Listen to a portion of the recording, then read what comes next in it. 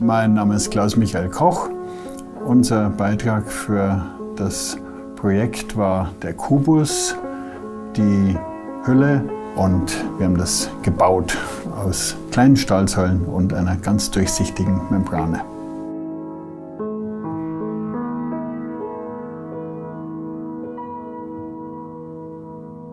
Musik für mich persönlich bedeutet deshalb viel, weil ich auch ab meinem 5. Lebensjahr Klavierunterricht hatte und als meine Beine endlich lang genug waren, das war dann so mit 14 Jahren, Orgelunterricht gehabt habe, und deswegen hat Musik mein ganzes Leben begleitet. Es hat aber eine neue Dimension bekommen durch das Projekt in Namibia.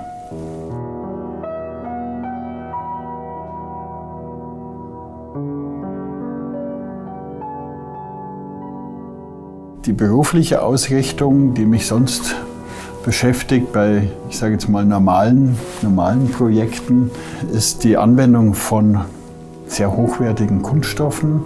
Membranen nennen wir es in der Fachsprache. Diese Stoffe verwenden wir meistens für intelligente Gebäudehüllen, Stadiondächer oder Flughafendächer oder spezielle Energiefassaden.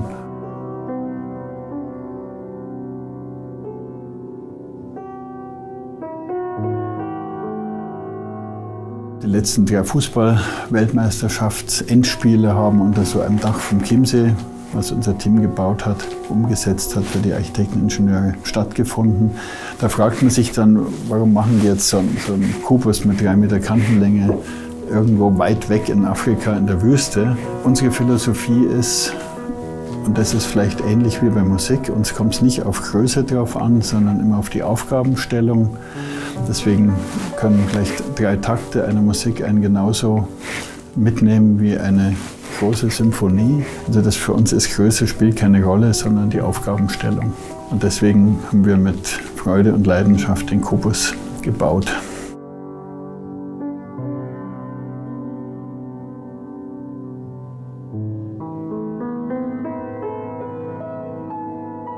Das Charakteristikum ist, dass wir sagen, das ist der 5. Baustoff neben Stein und Holz und Glas und Metall. Also hat spezielle Eigenschaften, wo diese anderen Baustoffe nicht eingesetzt werden können. Es geht eben Licht durch, das tut es bei Glas auch, aber Glas ist sehr schwer, und wenn man große Spannweiten hat oder wenn es auch um Akustik geht, dann sind diese Membranen besonders geeignet.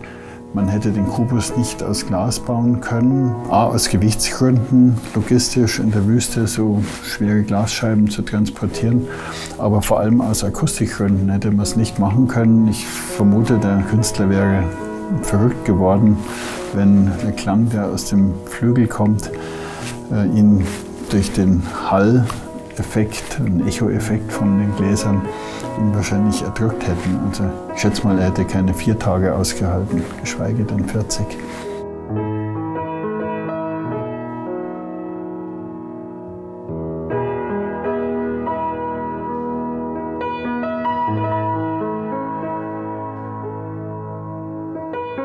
Die Logistik, die zur Verfügung stehende Zeit, um den Kubus in der Wüste zu realisieren, das heißt Vorfertigung, Transport, Aufbauen, all das war sehr sportlich, und auch der Team-Spirit, der irgendwie von diesem Musikereignis ausging, der hat dazu geholfen, dass wir das überhaupt geschafft haben. Also da war schon die Seele schon im Vorfeld, obwohl man noch keinen Ton gehört hat, war irgendwie schon drin, und ohne das hätten sie es wahrscheinlich gar nicht so geschafft.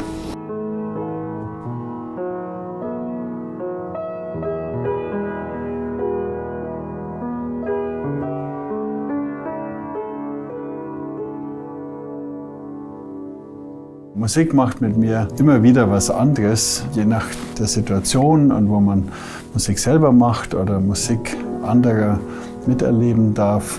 Es begleitet das Leben.